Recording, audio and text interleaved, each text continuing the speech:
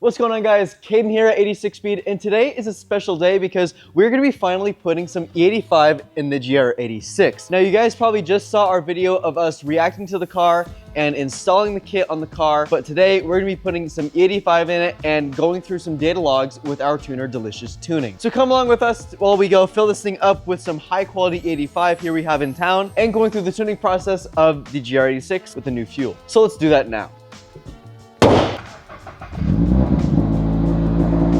So right now we only have about 2 bars of gas left, so we got to burn that off. So we're gonna go on the highway and drive around for a little bit and burn off this old 91 gas.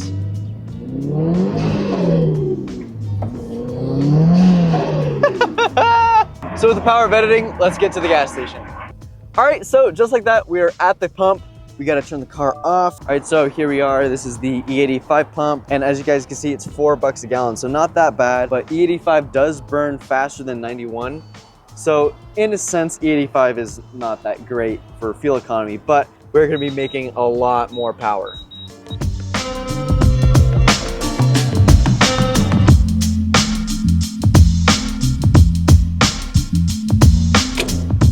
$43, not that bad. Not bad at all. Now we're going to be doing some data logs with the EcuTech app and send over some logs to our tuner, Delicious Tuning. So if you guys haven't done this process, it's pretty simple. So right now we're going to turn the car on, plug in the EcuTech OBD2 port, click My Car and click the OBD2 port code. So each tuner is different, but the tuner will tell you what to do for the data log, like rev from 2000 to redline in 3rd gear or 4th gear. Drive it normally. Sometimes they'll want a cold start. The process with that is you'll go to the app and you'll go to Datalogging. If you click the folder up here, it'll show all your previous data logs. And what's cool about this app is that it's really easy to send data logs. So you can click this data log and click the share button and send to your tuner, our Delicious Tuning. But to start the data log, all you have to do is click start here and say if there's something important that happens during the data log, like a sputter or boost cut or anything like that, you can add a mark and tell your tuner, hey, this mark is when this happened or that happened. Very simple stuff. So right now we're gonna be starting the data log and going for a quick drive. So some common issues that you'll probably run into during the data logging process is you'll probably get a check engine light, or the car may not hit full boost, or you might get some stuttering. So every time you do a data log and you send it to the tuner will send you a new tune. You'll load the tune, you'll do the data log again, and you keep doing that until the tune is perfected. And I do recommend turning off the traction control to make sure that you can hit full boost properly, so we'll do that now. With the JQ steering wheel, it's really easy to go into traction control off. You just hold this button right here, and just like that, the traction control is turned off all the way. And to cancel it, you just click the button again.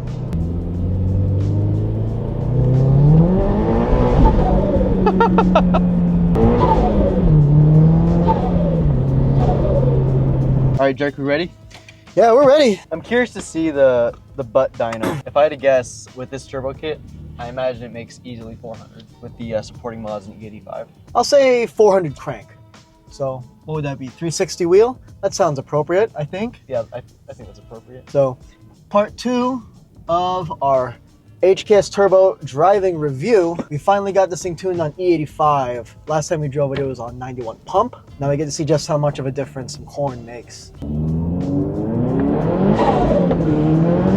Jesus, there's a difference. Dude, it spins through second like crazy. We're gonna go to a more wide open space where we can actually let this car unwind a little bit more. If you guys remember the old supercharger videos that we did a bunch of, and we had the Sprintex kit, we're pretty much gonna be going to that road. Join us on a bit of a trip.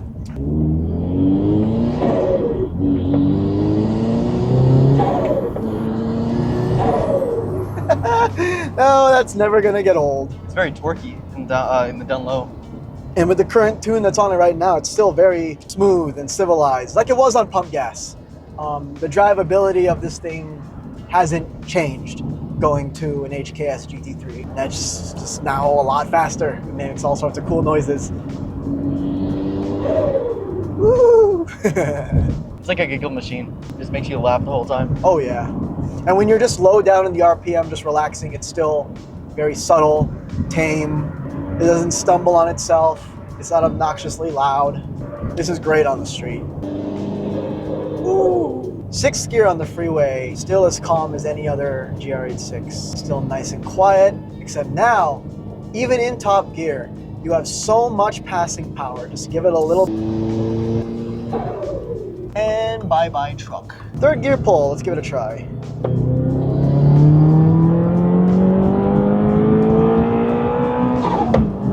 Jesus. Okay, so we didn't get to fully experience that out in the city streets, but just as I had hoped, this kit builds power all the way to red line. All the way to red line, non-stop from, when was it that we saw it started building boost? Like 35? I think it was like 3,500? Yeah, 3,000 RPM. It really comes on like right around 4 and then just doesn't stop. It keeps going. It's, oh, that's good. What It's a good way more kit. torquey with the E85. Oh yeah. Yeah. Yeah, there's, well, depends on your own senses. I'm not gonna say it's night and day, but there is a tangible difference. You do feel E85 make a difference. And we recommend it because it's just safer. Fifth gear, it's like 4,500 RPM, and yeah, I think feels like it's right around full torque around there. This car really shines in the higher RPM though. Oh yeah, which is good. I like, even though you buy forced induction kits for the lower range and mid-range punch, I still like a nice linear-ish power band that can go all the way to red line. Because you know, you bought a car with a tachometer, you might as well use the whole tachometer. This is good. Yeah, this feels solid. Good kit, good tune, good power band. Feels very healthy. Still under stressed. I feel like when you compare it to 91, like 91 was like good, quick, solid power band. E85 is like not scary, but it's fast. It's genuinely fast. Our other co-workers drove this car before us, and they were able to drive the 91 and the 85 back to back, and they'll let you know first couple of gears will blow the tires loose, way easier. You are, yeah, I'm just gonna go out and say you're definitely going to hurt the feelings of some muscle car guys with this. Like a stock 392 Scat, a stock Camaro SS or a stock 50. This thing would eat a Scat Pack easily. Sorry, Scat Pack owners, but yeah, you're snack packing this thing. I want to drive this car for myself. Let's see. Roll into it.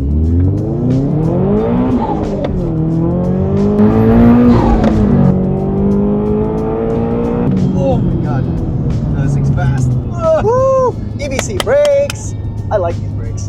Yeah, these stop on a dime. Shout out EBC Apollos. Good pedal feel, easy to modulate, but still tons of braking force when you dive onto them. Consider getting a kit when you get the HKS Turbo Kit because you are going to need good brakes. All right, ready to switch? Yep. All right, sounds good.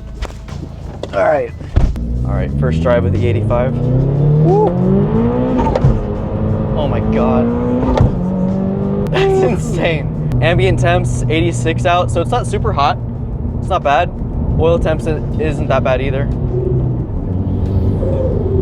What I like about this, it's still drivable. It's not scary fast with the 85. We need to take this thing on a canyon road.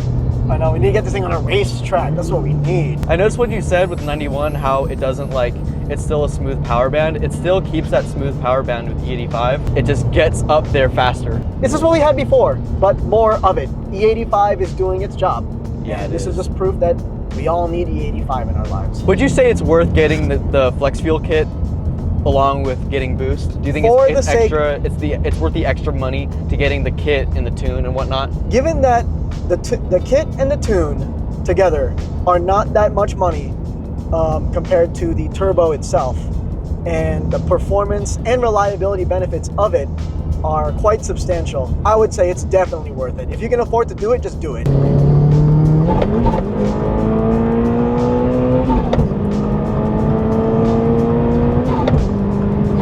Dude, this thing gets up to speed really quick. Like, you can get into serious trouble with this thing. Trouble like we're about to get into right now because of the cops.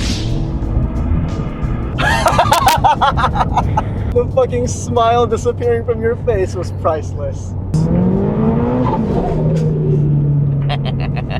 All right, guys, so I think that's gonna have to sum it up for today's video, guys. Overall, I'm really happy with how the car feels and handles with the E85. I thought this car handled amazing with the 91 tune, but with the E85, it just really brings it alive and really makes serious power. And mind you guys, we are still on the stock fuel pump and stock clutch. I would recommend an upgraded clutch depending on your driving style, but so far for us, the clutch and fuel pump has held up just fine. But final thoughts, I am super happy with how this car is. It's super fast, super reliable so far, and yeah, it makes all the right noises. So with that, guys, we'll see you in the next video.